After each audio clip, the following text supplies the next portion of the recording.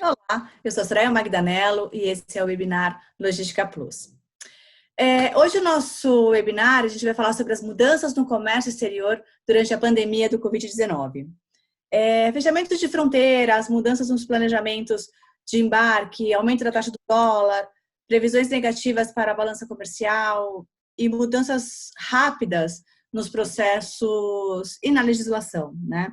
Nas últimas semanas, quem trabalha com comércio exterior experimentou um cenário de mudanças muito rápidas, com pouco tempo para a gente se adaptar a essa nova realidade.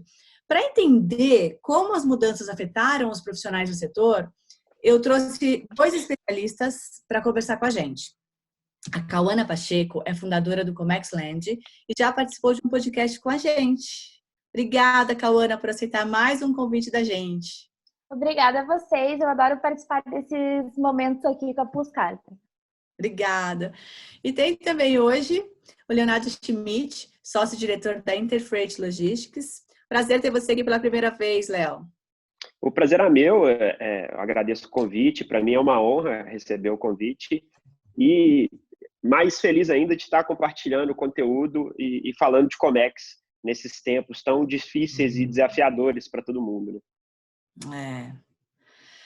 Pessoal, as últimas semanas foram bem complexas para o profissional do comércio exterior, né? Quais foram as principais mudanças nesse período, sejam em processos, legislação, dificuldades relacionadas às adequações para o isolamento sanitário imposta por diversas economias? Qual a opinião de vocês com relação a isso? Bom, com o desequilíbrio entre a demanda e a oferta de diversos produtos, nós profissionais do Comex, a gente teve ainda mais desafios logísticos durante o nosso dia a dia. Um deles, que eu vou citar, é a falta de contêineres refrigerados para exportação de produtos perecíveis, novas sobretaxas, como é o caso do Congestion Fee, voos cancelados, blank sailing. A gente teve um grande desequilíbrio na cadeia produtiva também, que gerou aquele ciclo vicioso da economia, desvalorizando a moeda das nações emergentes, como no caso do Brasil, o real foi muito desvalorizado, foi uma das nações que mais sofreu com a desvalorização da moeda. E também, como a gente viu, a queda do preço dos barris de petróleo, a queda do preço das commodities. Eu acredito que essa foram dos desafios que a gente teve que lidar.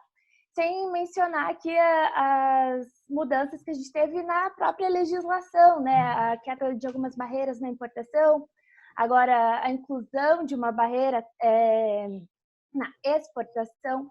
Então, eu acredito que tenha sido os nossos principais desafios assim, diários no comércio exterior durante esse período.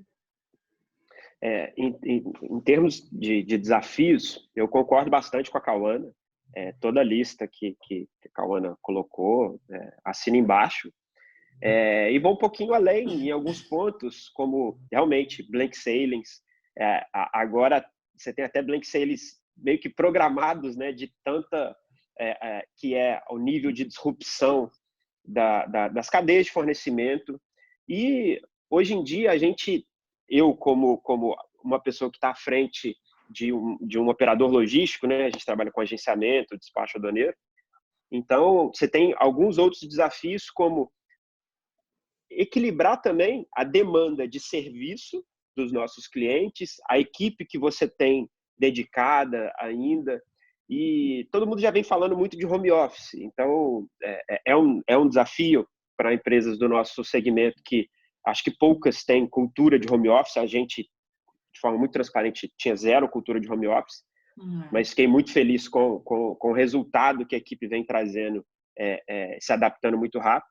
Mas o desafio na gestão, se antes a gente já precisava muito de ter dados para trabalhar, para tomar decisões, para planejar, agora mais ainda, né? Dados do mercado para tentar prever alguma coisa um pouco antes, dados das operações dos clientes, dados do que a gente pode conseguir de novas operações, dados de performance da equipe, a quantidade de operações que ainda estão conduzindo, para você poder planejar bem, equipe na ativa com os clientes sendo bem atendidos.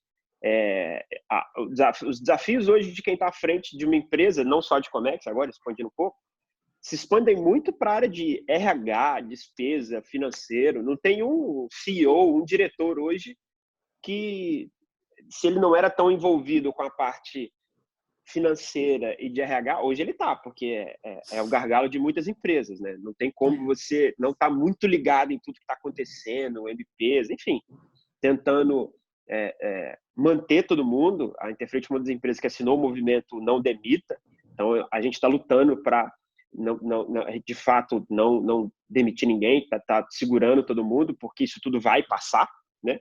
Mas são N desafios que a gente vem lidando. E se a transformação digital já era uma realidade, com o Covid, hoje em dia tem N memes, né? Aquela bola de demolição do lado de fora de uma sala, chamada Covid-19, trazendo a transformação digital para dentro da maioria das empresas de forma forçada. Enfiando goela abaixo. Então, acho que, sim, como uma introdução, conseguir expandir um pouquinho dos desafios que a Cauana trouxe. E no Comex é isso aí. E tentar se antecipar um pouco às mudanças, né? Se é que isso é possível. Porque hoje você não consegue prever tarifa, espaço, quem vai estar trabalhando amanhã, quem não vai, se vai ter demanda, se o fornecedor que vai ter uma mercadoria pronta semana que vem, de fato vai ter, ou se, de repente, o lockdown vai piorar no país dele. Enfim, N desafios. Tem muita coisa, né? É muito incerto o futuro, né? Sim. A questão do ser incerto é legal, porque eu falo muito até, eu sigo muito e gosto muito de repetir o conteúdo da Marta Gabriel, que é uma das maiores referências de transformação digital no Brasil e mundo afora. E uma das habilidades que ela fala que o profissional do futuro tem que desenvolver é a resiliência. E por que a resiliência? Porque antes de Covid, saiu de um livro dela, Eu, Você e os Robôs, eu não sei se foi lançado ano passado, retrasado, já tem um tempinho. Então, ela fala, num cenário cada vez mais incerto que a gente vive, a gente tem que ter o sucesso testando, né? Então, a gente depende muito de ter um problema, desenvolver uma hipótese, testar e colher os resultados. Deu certo? Pô, lindo. Deu errado? Corrige e testa de novo. Então, você tem que testar rápido, de forma frequente, pequeno e barato. E ter resiliência para toda vez que você fracassar, você passar por cima daquilo e seguir em frente, né? Porque é tudo muito novo, a gente não sabe o que fazer, como fazer, não tem receita, né? Não. Então, você tem que estar testando. O que não pode é a gente congelar, né? A gente tem que tentar, a gente tem que conseguir lutar. Ainda mais a gente que está assim, em todos os lugares, a gente tem que conseguir andar para frente, né? E existe um desafio maior que a gestão emocional ainda, né, nesse período, né? Exatamente. Exatamente, porque agora começa também a fase que as pessoas vão começar a ficar mal de estar trancafiado, né? Passou da fase da excitação, né? Ou saber lidar com algumas situações também, por exemplo, alguma demissão na família, não trazer esse problema pessoal para o trabalho, para os relacionamentos internos na empresa, a gente vai ter que ter bastante resiliência mesmo nesse período. Eu faço terapia uma vez por semana, né? Porque eu acho que todo mundo tem que cuidar da saúde emocional e o autoconhecimento é muito importante. Sem dúvida. A minha terapeuta fala que já desde o início do Covid, né? Da quarentena, a gente vem vivendo essa quarentena, essa pandemia como um luto. E o luto ele tem 4 fases, né? Nem sempre na mesma ordem, mas você tem a tristeza, né? A negação primeiro, às vezes você se nega que aquilo aconteceu, está acontecendo. Depois você tem a raiva de estar puto que aquilo está acontecendo, a tristeza e depois a aceitação, né? Você tem essas 4 fases que nem sempre vem nessa ordem, mas você tem as 4 fases do luto. E as pessoas estão vivenciando isso durante a pandemia de forma diferente. Cada um está em uma fase, né? Chega numa fase em momentos diferentes. Então, a gente tem que saber respeitar e ter um pouco de empatia para entender que a pessoa do outro lado pode estar numa fase diferente de você. E tá ok, né? tá tudo ok. E tudo bem, vai passar, né? Tá todo mundo. É, Todos nós vamos passar pelas mesmas fases, né? isso aí. Mas nem tudo é dificuldade, né? A gente tem observado umas mudanças positivas. Na semana passada, por exemplo, a gente fez um episódio de podcast focado na rápida digitalização dos processos de comércio exterior durante a pandemia. Foi bem bacana. Isso foi muito positivo, né? A gente tem processos que demoravam 6 meses para ser, por exemplo, Anvisa, para ser liberado pela Anvisa, que hoje, em 20 dias, eles já estão, não os processos, os produtos, né? Eles estão liberando em 20 dias. Então, tem coisa positiva para o comércio exterior também, né? Realmente, Soraya, tem muita coisa positiva.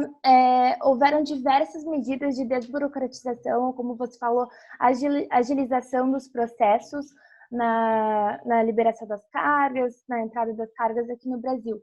Foram diversas as medidas, desde zerar impostos para os produtos ao combate ao coronavírus, né?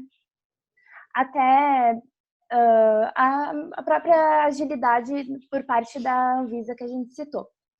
Por outro lado, nós temos alguns países que estão implantando, né, medidas protecionistas para proteger os seus próprios países, para proteger a sua nação. Isso é um assunto bem polêmico, né? Cada um tem a sua opinião a respeito, mas eu acredito que é complicado a situação de que a gente abre as importações, a gente está recebendo bastante coisa de produtos para o combate à doença, mas se todo mundo fechar os mercados e não exportar esses produtos, o que a gente vai importar? E não é só o Brasil, né, que não quer exportar esses produtos agora. A gente tem os Estados Unidos, a gente tem a Europa. Então, é um assunto polêmico, mas que faz a gente refletir. Mas voltando às coisas boas, as crises, elas também trazem para nós um sentimento de querer ajudar o próximo. E isso fala muito sobre a economia colaborativa, que a gente vai entrar agora, sobre o comércio exterior colaborativo. Eu até queria citar aqui um movimento que é o Juntos pelo Comex, onde tem profissionais, onde tem influenciadores da área, que estão compartilhando conteúdos em forma de lives, em forma de artigos, sem fundos lucrativos, ou não querem e-mail, não fazer lista de e-mail, não querem nada, querem simplesmente ajudar e atualizar os profissionais, os entusiastas do comércio exterior. Então, eu acredito que isso é muito importante, esse sentimento agora que a gente tem que ter de querer colaborar da forma que a gente puder, tirar aquele sentimento de concorrência, o outro profissional é meu concorrente, ou a outra empresa é minha concorrente. Todo mundo pode se ajudar de alguma forma nesse momento. É o que o Léo tá fazendo aqui, né, gente? Teoricamente, né, Léo? Não, mas isso não existe. No mundo digital, isso é uma coisa que eu aprendi desde do início, quando eu comecei a publicar conteúdo. No mundo digital não existe concorrente, gente. Existe parceiro, todo mundo querendo, porque você tem o melhor resultado, seja o resultado que você queira atingir publicando conteúdo na internet, quando você, de fato, quer entregar o melhor valor para as pessoas. Então, o principal é a gente entregar conteúdo que vá fazer a diferença na vida das pessoas. Então, isso não tem concorrência. A gente está aqui para produzir, para falar coisa boa e fazer a diferença. Né? Ainda mais nesse momento ajudar, ainda mais nesse momento tão difícil. Então, assim, vocês falaram de coisa boa. Então, a gente teve mudanças na legislação também, N coisas boas. Algumas um tanto quanto polêmicas, quanto a liberação de BL para você liberar uma mercadoria no porto, por exemplo, do BL original, né, o papel. Isso, muita gente fala assim, pô, isso tinha que ficar, é um absurdo se isso não ficar depois, mas às vezes as pessoas esquecem do aspecto comercial, a função do BL como título de propriedade de mercadoria. Não é só uma burocracia brasileira precisar do papel. Você consegue trazer garantias ou mitigar riscos de pagamento de mercadorias através da posse do BL original, né? Então, se você tira essa variável da equação, como é que um exportador vai vender para uma empresa brasileira sabendo que ele só ia entregar o BL original depois de receber o pagamento, e depois ele descobre que o importador não precisa do BL original para retirar a carga. Ele falou, pô, mas que garantia eu vou ter agora, né? Então, tem esses pontos a serem analisados, mas no momento que a gente vive hoje, eu não achava que ia acontecer de novo, de liberar, não precisar do BL original. Outras medidas, como a Anvisa está liberando vários produtos, não precisar de registro no país, utilizando referências do produto estar registrado na União Europeia, nos Estados Unidos ou alguma outra entidade, produtos que precisariam de licença de importação agora não estão precisando.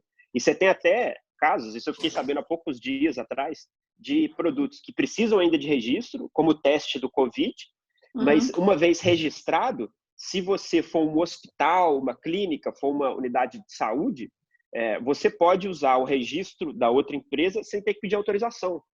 Porque quando uma empresa detém o registro do produto perante a Anvisa, ela tem que autorizar outras terceiras para importar, por escrito, uma declaração, tem uma burocracia. Mas agora, se você for uma clínica ou hospital, for importar para consumo, para revenda não, né? Aí também seria demais, mas importar para consumo, você pode fazer. Então, eu acho isso assim incrível, deles estarem de fato trabalhando muito e enxergando, né, essas pequenas brechas para ter flexibilidade e, de fato, agregar, gerar resultado no combate ao Covid.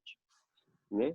Diminuição de impostos, a diminuição de tempo para liberação, a lista de produtos para o combate ao Covid, você não precisa nem ter o canal ainda, você pode liberar antes com a autorização do fiscal responsável pelo despacho. Então, isso ajuda, né? Com certeza. E vocês acham que ficou faltando alguma coisa? Você acha que esqueceu alguma coisa para o setor ficar melhor? Eu não digo assim por parte do governo, mas por parte dos próprios exportadores ou importadores. Atualmente a gente depende muito da China. Não só o Brasil, mas pelo menos 20 países dependem da China, tanto nas importações quanto na exportação, a ponto de conseguir parar a economia de um país caso a gente não consiga mais comprar da China. Fica acontecer em janeiro, né? Perfeito, que eu até comento, que a gente falou aqui, né, sobre isso. A gente até comentou sobre isso lá em janeiro no podcast. Então, eu acho que o que falta é diversificação de mercado. Eu já ouvi muito que o Brasil não vende, compram do Brasil. Então, a gente tem que parar de deixar os outros comprarem, os outros levarem, parar com essa cultura de exploração e aprender a vender o que a gente quer, colocar valor no produto agregado, exportar dessa forma. E não só na exportação, mas na importação também, não apenas... não apenas na China, mas a gente depende também de outros países. Então, fazer uma variedade, aprender a internacionalizar de verdade, tanto na compra quanto na venda. Eu acho que isso é uma coisa que falta para o Brasil e para vários países do mundo também.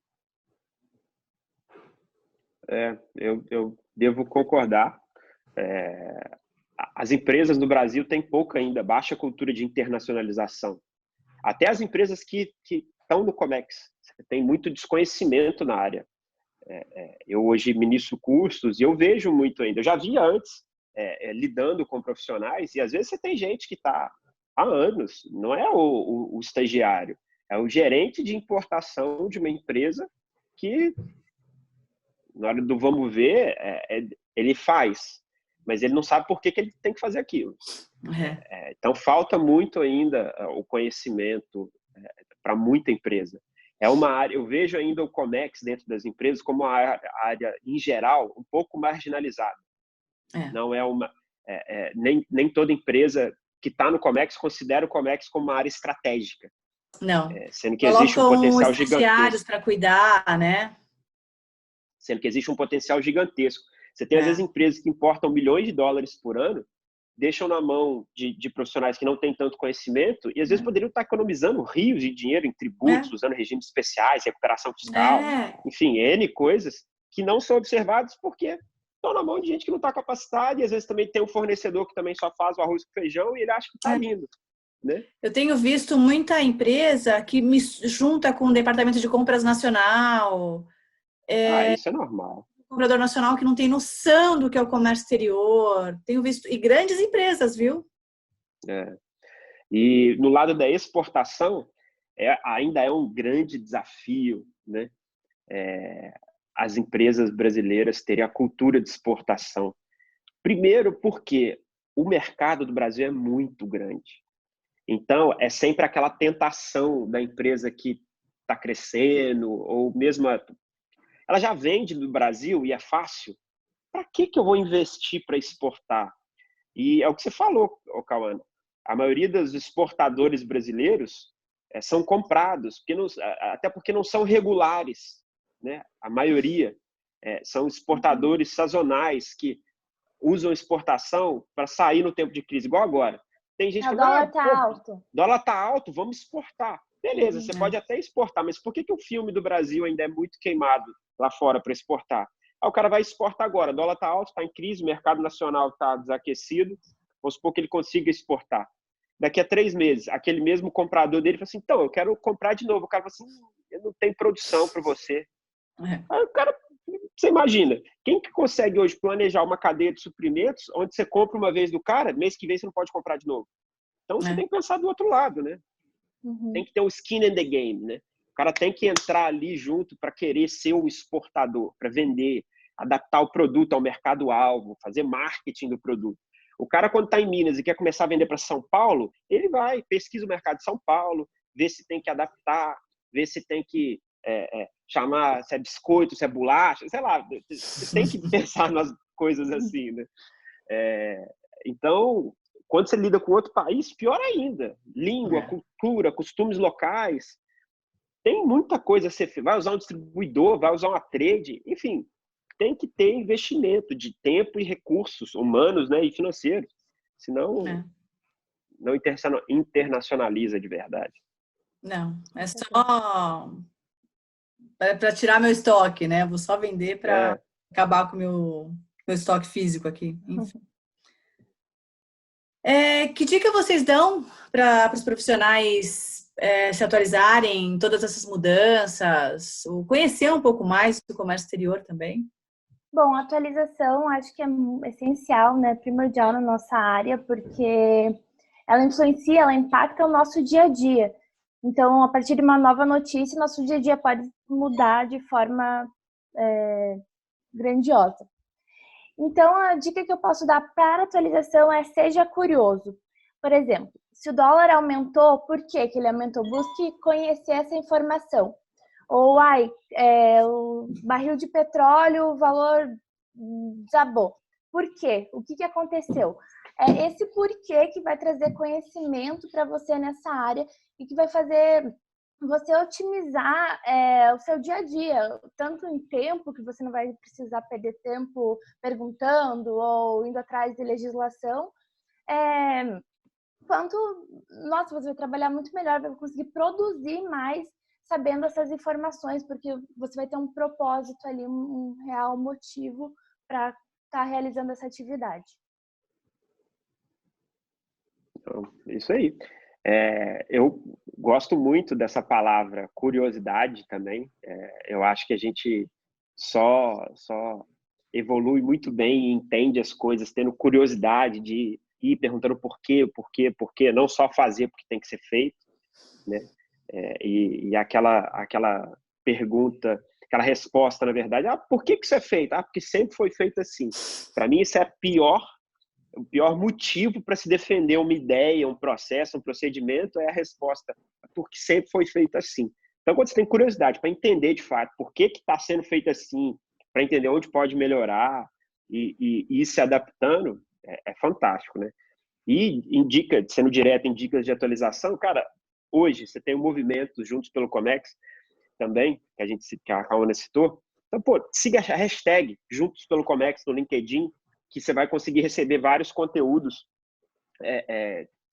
direcionados de várias pessoas sobre Comex, sobre atualização.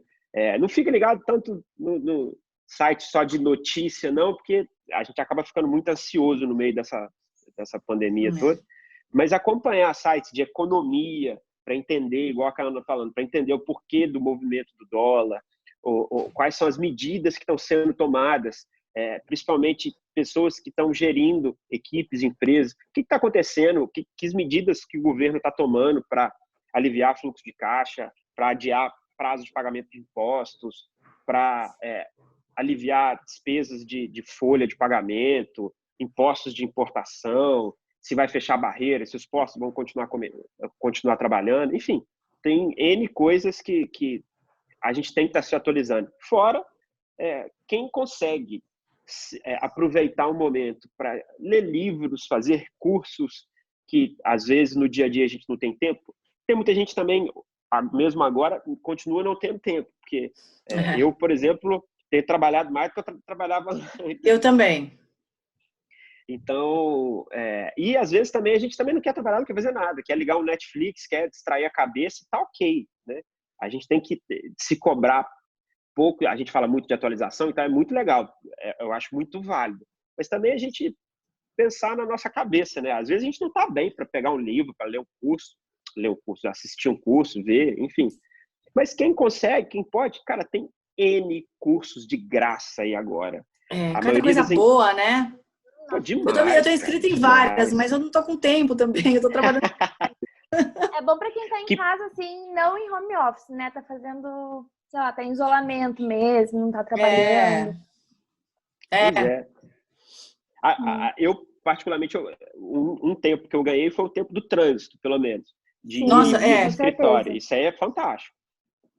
Então, mas ainda não consegui terminar um livro, que eu já estava no fim, e começar um outro, mas assim, não li 10%, 5%, 10% dele. Mas o hábito de leitura é muito importante também, né, Léo? Que muita gente não tem esse hábito. Verdade. Nossa, é fantástico ler, assim. Eu acho que eu amo ler, cara. E ajuda muito a gente a pegar ideias diferentes, combinar ideias, afiar a nossa criatividade. Não adianta, cara.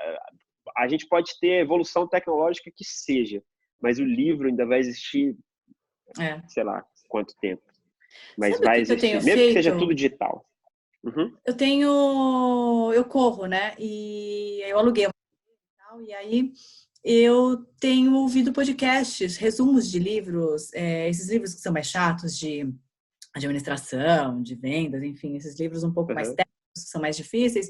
Eu tenho escutado podcasts de resumo desses livros. Nossa, é super bacana. Tá sendo... já ouvi também. Legal. É muito bom. É bem legal.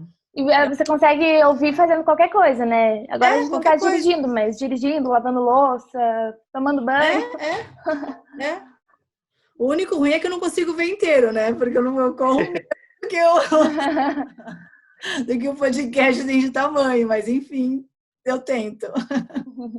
Não, mas já ajuda, com certeza. O importante é estar sempre tentando ver coisas novas, né? Isso só ajuda. Sim. Adquirindo conhecimento, né? Sim. Né? O mundo já mudava de forma tão rápida. Agora, então... Agora a gente só acha o que vai acontecer, né? Que vai ser diferente, enfim, que vão ter várias... Vai ser bem melhor, né? Eu acho que as previsões que estão tendo agora para o mundo, para o próximo mundo, eu acho que vão ser bem melhores do que como a gente vivia antes, né? Pelo menos para mim, a forma como eu enxergo o consumo, o mundo, enfim. Mas a gente não sabe, né? É tudo achismo. Mais que quando acaba tudo isso, a gente sai para a rua, todo mundo de carro, faz aquele congestionamento enorme e todas as previsões não valeram nada, né? A gente não sabe. Vai esperando os próximos capítulos para saber. Novela, né? A gente só sabe que vai mudar. A gente só sabe que vai mudar. Como vai ficar no final, algumas previsões. Eu tô torcendo para que seja bem melhor, né? Porque não adianta ficar tanto tempo em casa, trancado, para ser a mesma coisa, né? Aí é muito castigo. Gente, muito, muito obrigada por compartilhar tanto conhecimento com a gente. Foi muito bacana mesmo, adorei. A gente precisa marcar agora um podcast também. Show de bola. A gente vai marcar depois um outro conteúdo, mas eu adorei mesmo, muito obrigada. E hoje eu conversei com a Cauana Pacheco, fundadora do Comexland, e Leonardo Schmidt, sócio-diretor da Interfreight Logistics. Obrigada. Muito obrigada pelo convite. Quero aproveitar que o webinar tem grande alcance para responder a pergunta do Léo, que é bolacha, não é biscoito. É bolacha, é verdade. Muito obrigada mais uma vez. Um beijo.